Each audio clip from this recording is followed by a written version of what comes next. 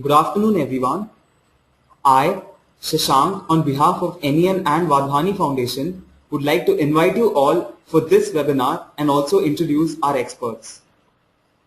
Mr. Ajaya Mohapatra is the co-founder and managing director of Just Rojgaar India Private Limited, a for-profit company incorporated in 2009. Ajaya co-founded JustRojgaar.com, the brand owned by Just Rojgaar India Private Limited. Since the inception of the company, Ajaya has steered its skill development initiatives. Under his leadership, the company has trained and placed over 2,000 candidates as of March 2013 and raised over 4.5 million Indian rupees from corporates like Vedanta Group, Jindal Steel and Power Limited, JSL Stainless Limited and American India Foundation in the last 2 years. He holds a postgraduate degree in rural development from Xavier Institute of Social Services, Ranchi, and was a visiting fellow at the Institute of Development Studies, University of Sussex in UK. Ms. Gouri Gupta is the lead strategy and program development executive at the National Skills Development Corporation, a public-private partnership set up to catalyze skills development in India. Gouri's role at NSDC involves developing the long-term vision and strategy and developing new business opportunities in the skill space. She is responsible for the special industry initiative for Jammu and Kashmir called UDAN and for developing the research base for skills at NSDC. Gouri also handles international relations for the program development team. Before I hand over the floor to Ajay and Gouri, here are a few reminders for the audience. You will all be on mute. You may ask a question by typing in the panel provided. Over to you. Thank you, Shashank. A very good afternoon to everybody on this webinar, and thank you so much for joining us today. There are a few things that we would want to cover as part of this 1 hour. The agenda points include an overview of the skill development landscape in India, what is happening, why is it so interesting for the private sector. Then I would request Ajay to share his experiences as an entrepreneur in the space and to actually take you through some of the challenges and opportunities that he sees in the space. And thereafter, my colleague Vince will be talking about the Power to Empower Challenge, which is being launched by NSDC and India at 75, with the objective of encouraging young entrepreneurs to look at skill development as a scalable, sustainable business. And thereafter, we will be happy to take questions from the audience. So roughly this next 1 hour, we will split between the 4 agenda items. So to start with what the skill development landscape in India is and why is there so much thrust which is being given to this agenda from a policy perspective. So we've all heard of that magical 500 million number, which is the number of people that India will need to have in terms of skilled manpower by 2022. This is the time when India turns 75, and historically what has happened in the skill development space in the past is that it has been in the domain of either the government or in the form of CSR initiatives of corporates. And as a result, the capacity which had been created for skill development in the country by 2000, as of in 2008, was roughly about 4.3 million. It was estimated that if this capacity would grow at the rate at which it had been growing in the past, by 2022 it was likely to become about 65 million. India needs 500 million skilled people, which means that the capacity had to increase almost 8 times to meet the demand that would exist in India in 2022. Hence, the need was felt to involve private sector into the skill development space. And that is how the government, frankly, in all its wisdom, decided to create NSDC to encourage entrepreneurs to look at skill development as a scalable, sustainable business. So now let me just briefly talk about what is it that NSDC is doing and what is happening in the landscape currently. So NSDC has been created as a public-private partnership with the government holding 49% stake and industry through various associations, etc., holding 51% stake. And the objective of creating NSDC and the mandate that was given to the organization was twofold. The first one, the bigger mandate, was to skill or upskill 150 million people in this country between 2008 and 2022. And that mandate was sought to be achieved through engaging with private sector entrepreneurs and providing them with patient capital to set up businesses. In addition to the mandate of skilling, there was also the mandate to create an ecosystem for skills in this country. And I think, frankly, that is a larger mandate which we need to fulfill because it has many elements to it. And let me just talk about both these pieces in a little more detail.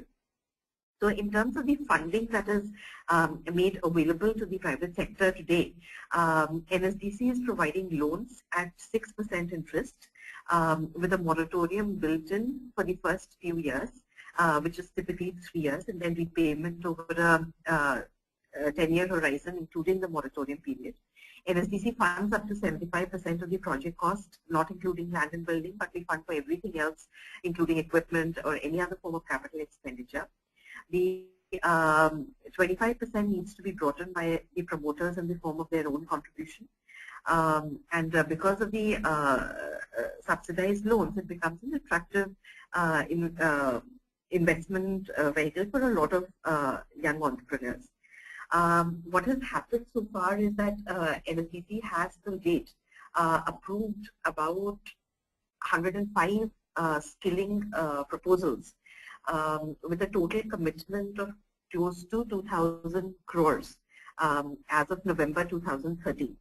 Right, and what it means is effectively, when we started this organization, and we used to have a partners meet, and that partners meet would have about 10 people who were engaged in the skill development business. And when we have that partners meet today, there are more than 100 entrepreneurs in skill development in the room, right? So there is a lot of interest that has been created for skill development in this space. And frankly, why is this space interesting? One is because, as I mentioned, the capacity has to increase multiple times to be able to meet the demand that will exist in 2022.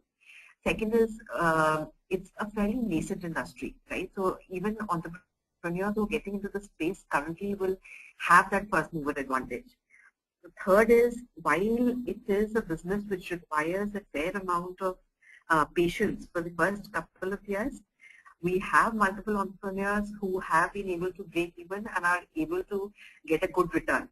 The fourth reason why it's attractive is that there's a lot of money chasing the space. There's not only NSDC, there's a lot of venture capital, there's a lot of private equity, there's a lot of government money chasing the space, right? Fifth is there's a lot of international attention on skill development. So overall, I think for entrepreneurs, if I look at it from an opportunity perspective, it's a huge opportunity. There are risks associated with it, and that is where NSDC's interventions in creating the ecosystem come in. For example, what we find most of our partners talking about in terms of a risk is their inability to actually get people to come and get vocationally trained. Now, we understand that there are two reasons for it. The first reason is that there is an issue about the ability to pay. And second is that there is an issue about willingness to pay. Right now, the ability to pay is a question because, frankly, a lot of people who are coming into vocational training come from households where the incomes are very low, and their ability to pay even a 5,000, 7,000 rupees for a course is difficult. So how are we trying to address that issue? At a policy level, NSDC has worked very closely with the Ministry of Finance to get a credit default guarantee fund created for vocational training loans. And now most public sector banks will start giving out vocational training loans. Ms. Gouri, there are a lot of entrepreneurs also. Ms. Gouri, yes. I'm really sorry for interrupting your presentation, but I think your screen is stationary and there are some tabs open on that, which is, can you please close that? This is a request from the audience. Thank you so much. Okay. So right now the screen is, we don't have a presentation here, Shan, so we are, I'm just talking about it. Yeah, We'll have a presentation, short presentation at the end. yeah, definitely, not a problem. So, so that is, about the ability question. In addition, what we're also doing is encouraging young entrepreneurs to look at businesses and financing for vocational training. So we have funded 2 entrepreneurs in this space. The second thing I'd spoken about in the mobilization challenge was the willingness of students to come and become vocationally trained, right? Now that is an aspiration question, and we've heard this statement being, said over and over again that, I would rather be a graduate and be unemployed than be vocationally trained and employed, right? So there is a huge aspiration deficit for vocational training, right? Now again, we have to break the myth that vocational training is only about blue collar jobs. Right here, we are looking, vocational training is anything that adds to the employability of an individual, and any intervention that leads to the person either getting a new job or an enhancement in salary or wages of that individual, or the person becomes becoming self-employed, is vocational training, right? So while we talk about a plumber getting skilled and joining the workforce as vocational training, we also talk about a lawyer becoming upskilled to become part of the legal process outsourcing industry as vocational training, right? So we include the entire gamut of activities here. In terms of aspiration at a policy level, there are several initiatives that are being taken. For example, I don't know if you had seen the ad on the 15th of August, which said, which was an ad about Hunar Bharat. Right, so there is a national campaign on vocational training that is being launched. The idea being that we have to increase the aspiration level of vocational training in India. For example, can we showcase the guy who made Sachin Tendulkar's bat? Saying who is the star behind the real star. So this campaign is going to cover the length and breadth of the country, and we hope to get some traction for this sector through this campaign. The other interesting initiative that happens is the World Skills Competition, which is like a mini Olympics in skills, and it happens once every 2 years. A group of about 30 kids from India had gone to World Skills this year, and 3 actually came back with medallions. Right, so they are talking now in in their own circles. World Skills is being promoted at the highest levels, and all of this is trying to address the aspiration value in skills. The other issue we found in this space in terms of the ecosystem was that there was very low credibility of the institutes which were existing in the space, right? Because you find all these mom and pop stores would offer accounting courses and English language courses. People would go there, pay a fees, and frankly, there was no value add in terms of the salaries, etc., that they were being offered. So in that context, industry has come together and has created what are called these sector skill councils, which are industry bodies responsible for defining what is the quality of manpower required in that particular sector. Again, NSDC is spearheading and funding these initiatives. So these are some of the ecosystem interventions that we have taken up. I'll stop here and I will hand over to Ajay to talk about his experience as being a real entrepreneur in this space, and also experience as being one of the winners of the Bar to Empower Challenge last year. Over to you, Ajay. Thank you. Hi, friends and colleagues. Hopefully, I'm audible.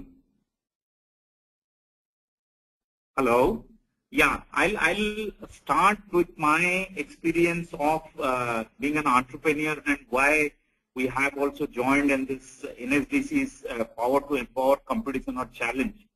Like being a startup, when you start a small business, there is always a challenge that initially you are trying with various new ideas, concepts, but you don't know whether that idea or concept that has been like accepted by the larger world.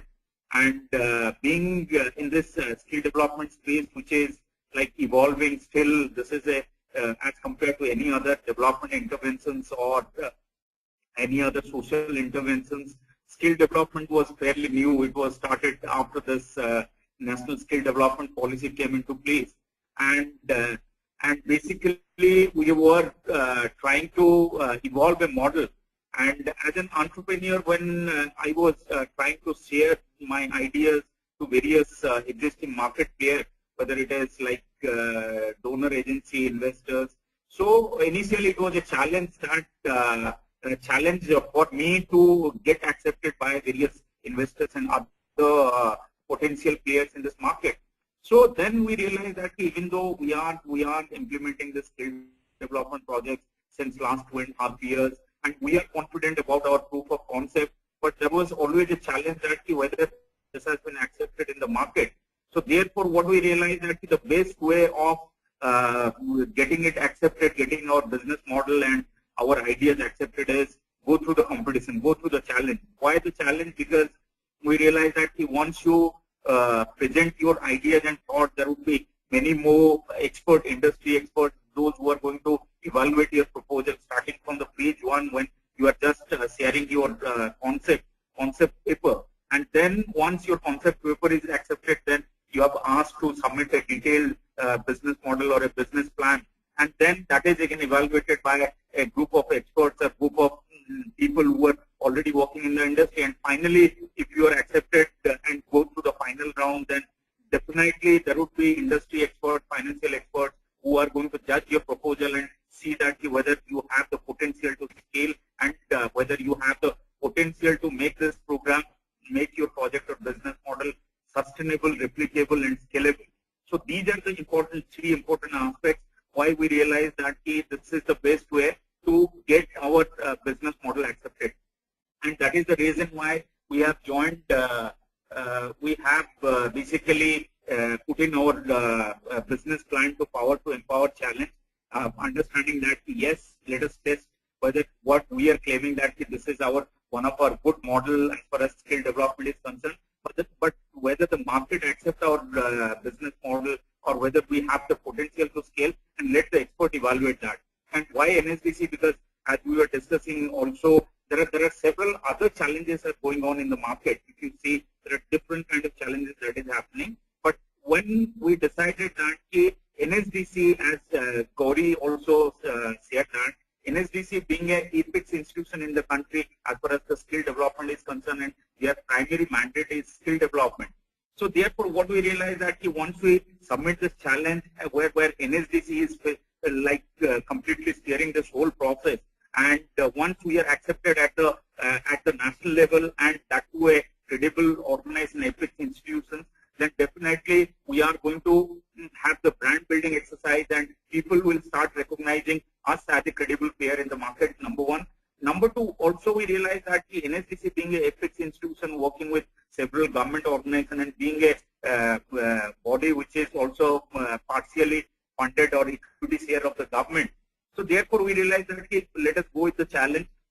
Then honestly speaking, when we started applying this, and by reaching the second round, we started getting mentoring support, which was extremely important because being a practitioner, we were very good at implementing the projects and the program.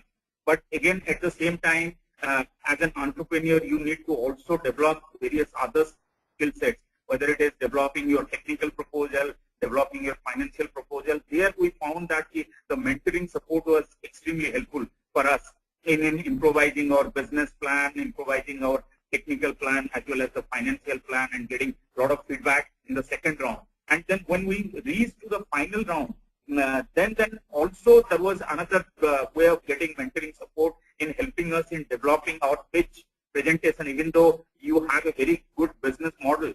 But until and unless you know how to make a pitch for the presentation, and that too in a 10 presentation, what you need to present in terms of technical plan, financial plan, that kind of input that we say from mentors for challenge was also increasing. That is the reason why we realized that even this strong case as far as our business model and already established the group by working in the state case for 2.5 years, but at the same time the presentation is a challenge.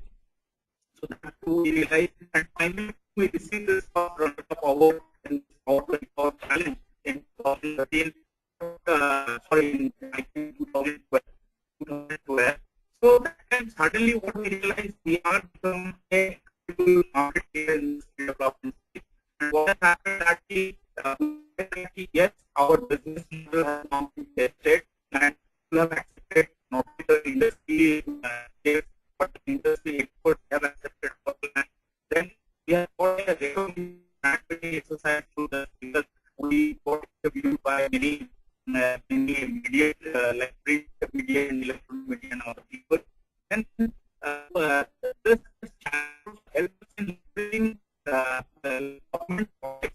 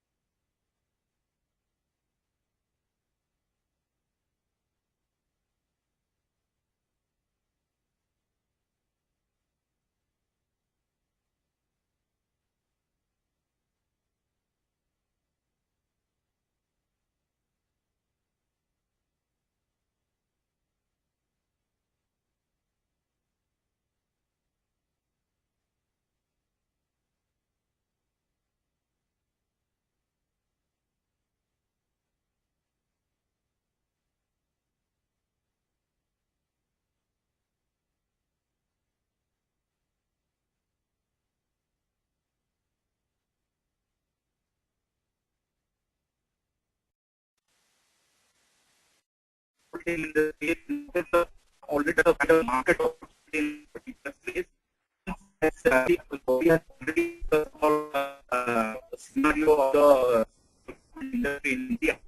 And I'm going to focus a little bit about our business model. Basically, we are completely on the uneducated, underskilled youth providing a market landscape.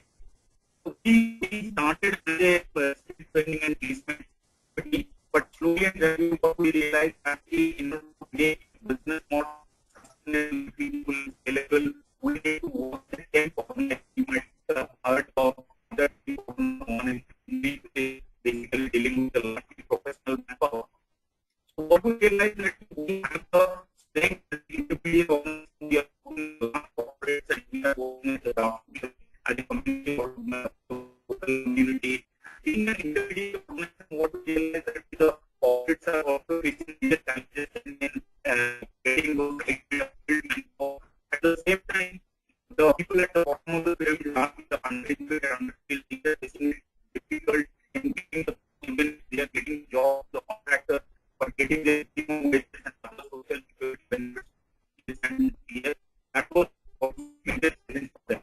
So therefore, what we realized that being a community, we are and also at the grassroots level.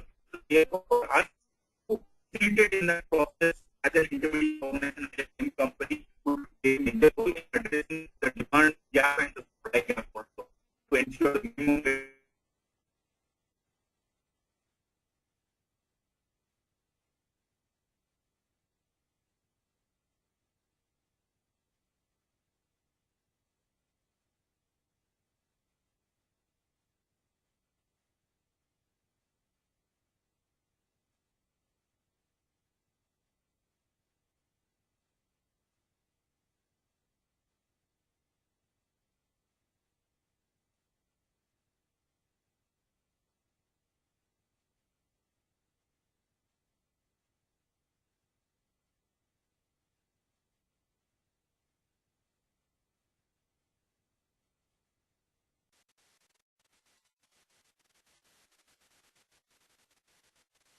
And the hospitality sector concept that is a huge demand in terms of getting the manpower to the various social policies, because reverse migration, getting manpower to manpower. That is very motivating. As far as the media statistics are concerned, they are saying it has been a growth of year-on-year, there has been 50% growth in the domestic health, as far as the domestic health is concerned. The market by 2022, what they are selling for potential industry is estimated at 10 billion US dollars. So that is why we have a huge market and entered into that.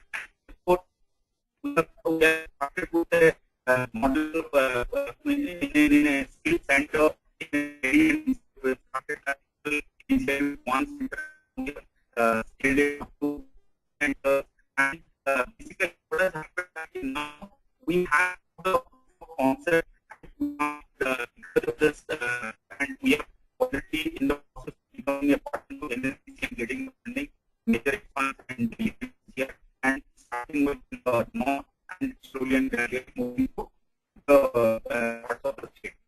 So here now we go further on question and answer session. Now I will get over to my colleague Lucy. Thank you, Ajay. Now it's going to take about a minute or two to share, brief about one of the challenges which NCC is doing for the last 3 years. It's called Art of Bar 2014 Challenge. This has been organized by NCC and India Seminars and managed by Ennovent and Ajaya. This is a challenge, where we're looking at, a lot of people who start thinking about skills to create and stable solutions in skills ecosystem. So we're looking for ideas and we're looking for business plans based on skills. And we're looking for a winner and 3 finalists in each category to ensure that we and still it's 15 plan. So when we look at like any part of the world, a group of people can apply, which is 3 individuals and any organization can apply. What we're looking at is any solution or an idea which can solve skills in India. It should, for us, anybody who gets a higher salary after or who is employed or gets a new job. It has impact in India and can be for profit or non-profit. We're looking for ideas and business plans trying to December 1st. And what we're looking at the cash rewards, an idea we are getting the best idea will get cash reward by approved 1.5 lakh. Operations category, the business plan category will be putting a 3.5 lakh. And we'll also see access to both even CAD IDF programs. That's the links programs is a really great opportunity to network and international visibility. We're also looking for connectors, people who know of lots of in the space and can connect us to those business plans. The reward for those connectors about 10,000 rupees in cash. And then also looking for the application which will actually highest both will get 15,000 rupees as cash reward. So we really hope you log in to the website called www.powertoempower.in and pay for this challenge. And once you will also get a lot of mentorship. As I was saying last year, we had scientists, they were given mentorship by people in this case, and we look forward to having participate. I think now both Gouri and Ajay are ready to take questions. So we can take questions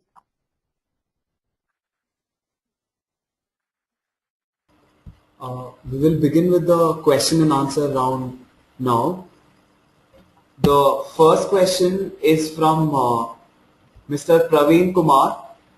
He says that you said during the course of the presentation that the skilled workforce required is huge by 2020.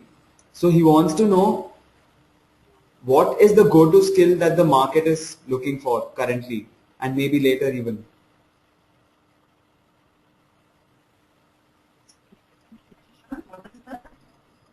What is the go-to skill that the market is looking for?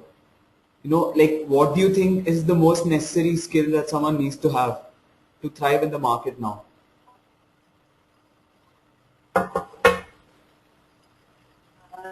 That's a very interesting question. We know what answer to it. So incrementally, it's supposed to be a pattern about 350 people between 2022. And this is anticipated divided between entities that have been identified as high priority. And the skills which have been identified from newly skilled depending on the job roles in that particular sector. The one uniform message that we get from industry is that they want people can be job ready at least in 2 weeks in the role. Right, so that's in my view the skill that industry is looking for. In this hospitality sector, when last is working in one sector, these employers are looking at since last years of our experience, rather than human skills, technical skills, they are looking for the soft skills or prepared skills. Because they're expecting a person discipline and work software. Second, the ESP needs to deal with the peer group and also communication skills and without the accident. These soft skill components that we really and we that important capital as well as as part of the industry. The thing what we are talking to the employees for other leaders, you know, even though they have limited working skills, we could certainly acquiring those human skills. But unless the person is determined in the software and with his peer group or also the employers, that is the area which needs more exam as well as particular space is concerned.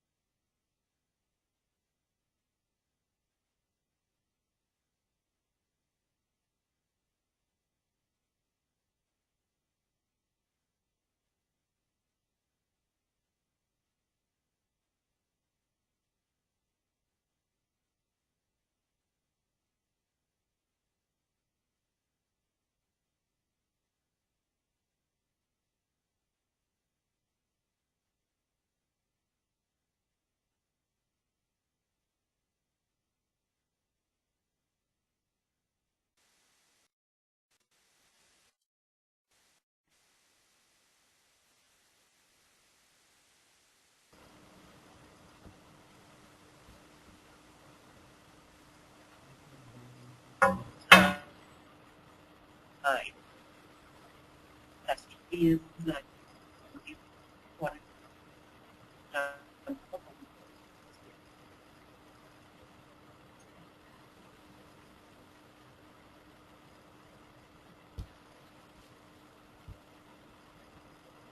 Ms. Gauri, can you hear me?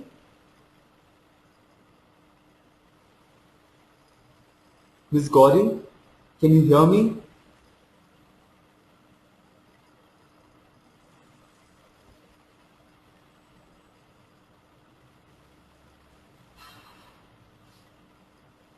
Mr. Ajaya, can you hear me?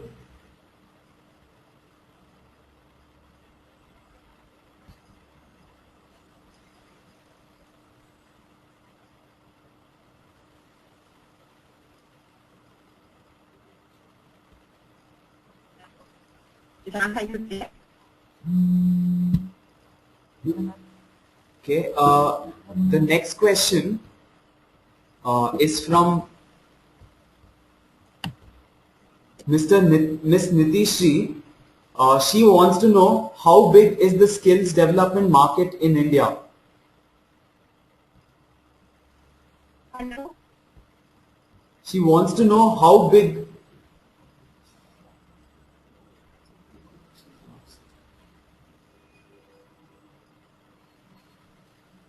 Hello? Hello? Yes, we are not able to hear audio from your side.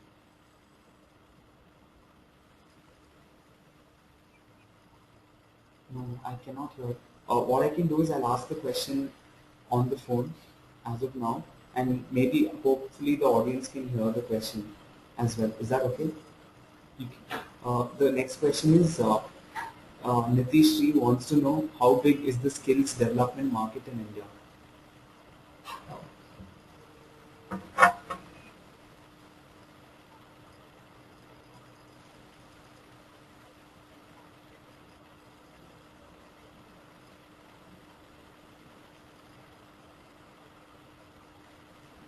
No, it's still not clear.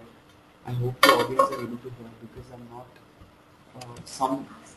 No, the audience are also saying that the audio is missing. Some of them have commented saying they cannot hear.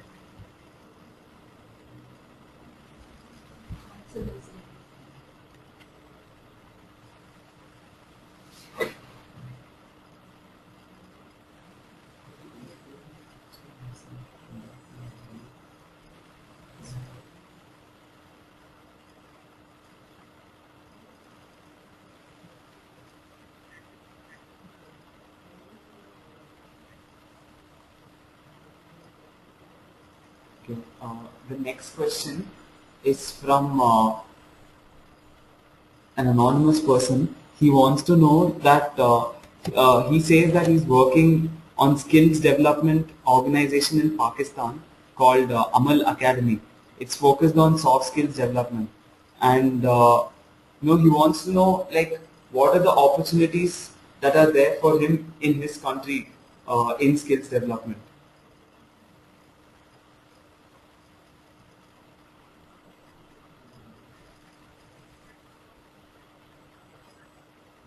Yes. Can you, give him some ideas, based on how you've done here in India?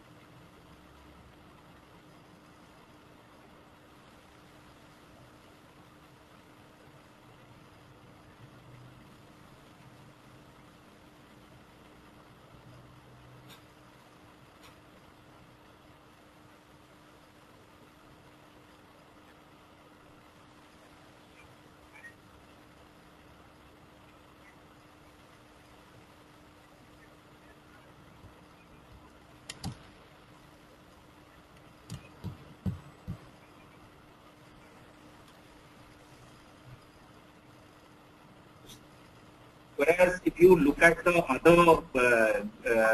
other countries like all of Europe, Japan, US, and all other countries, including China, you will find that their average age of the population would be almost like around 35 to 40 years.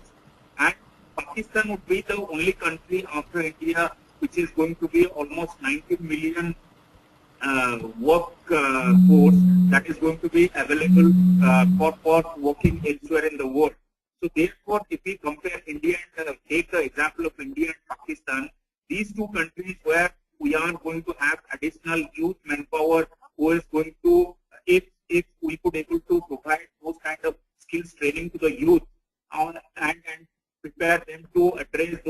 aging population in the world, and they can work as a skilled labor elsewhere in the world. There is a huge opportunity as far as the developing countries are concerned, particularly India, Pakistan, Bangladesh, Sri Lanka, which has got huge opportunity in terms of available workforce. One is that, and secondly, as Gauri rightly pointed out, that there are different areas where one can do innovations in terms of creating an online and offline platform.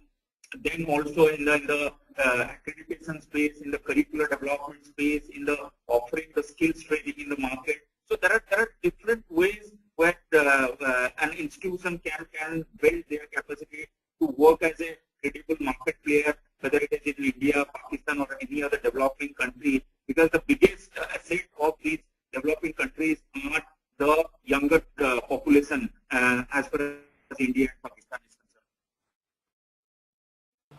concerned. The next question is from Miss Preeti. She says that she's done her post-graduation from London and now she's back in her hometown in Andhra Pradesh, and she's opened a company to impart soft skills and also run English courses. She says that she's been facing a lot of challenges, like for example, acceptance in her town. She's also not attained financial independence to work and progress more. So she wants you to suggest some ideas on how she can find financial support for her work on skill development in her town.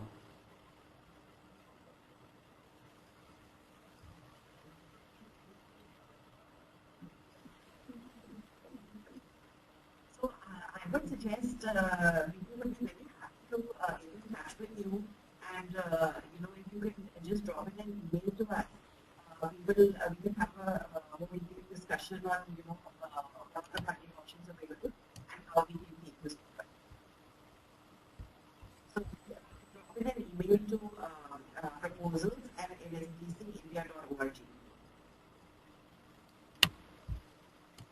Okay, Gauri, in general, can you just tell the audience about, how can one go about, finding financial support for, say, an organization that they're trying to build in skill development?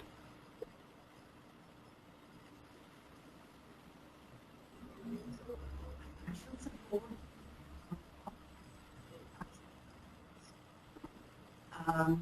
NSDC funds up to 75% of the project cost, not including the cost of that. It is provided at a subsidized interest rate of 6%.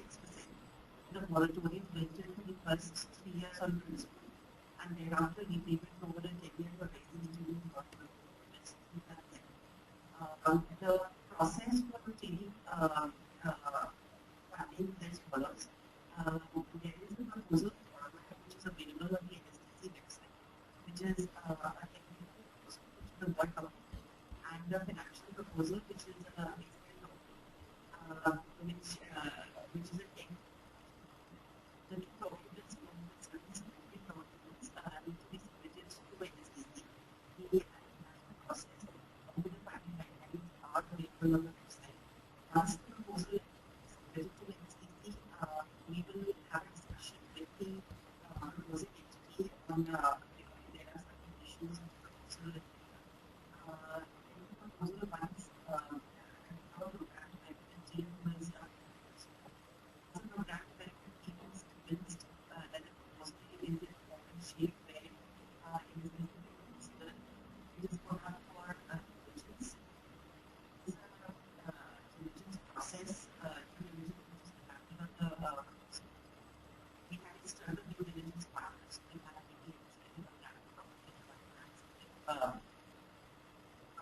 Deloitte who are doing diligence for NSDC. And thereafter, the proposal is put up on the basis of the recommendations of the due diligence team, of the approval committee, and between the time of submission of the proposal and the approval, provided the proposals and NSDC is providing these milestone-based funding. So depending upon the business plan, every year milestones are provided. Funding is given as part of milestones. But the commitment is made to the that's not one of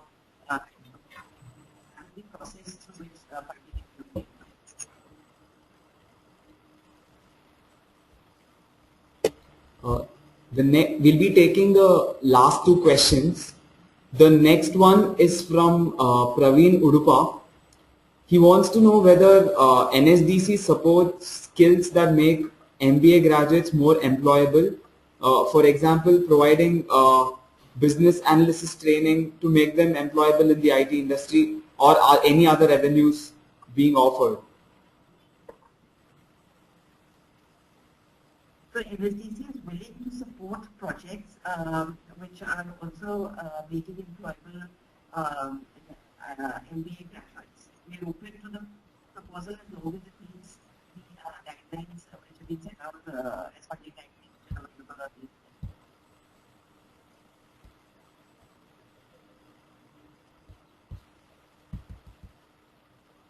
The last question of the day is from Ashish Baidyanath. He says he has a motorsports and automotive startup, and major part of his work deals with training, mechanics, technicians and fabricators in new methods and skills.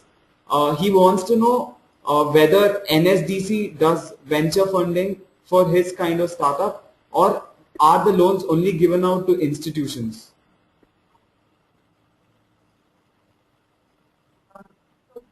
NSDC is open to funding entrepreneurial ventures. There should be a little bit of a proof of concept that needs to be established. And three things are that there should be scale in the business. So looking at minimum 50,000 people skill or upskill over the next 10 years. The stability in the business means that the business has to have a revenue model to exist. And the third thing is looking at 70% employment, self-employment. The major of the individual is a result of the skills intervention. So those three basic criteria are satisfied. We're happy to support entrepreneurial ventures.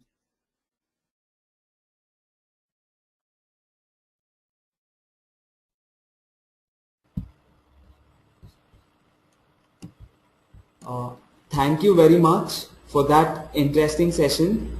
Thank you to all our attendees for participating in the webinar. Hope all your questions have been answered satisfactorily.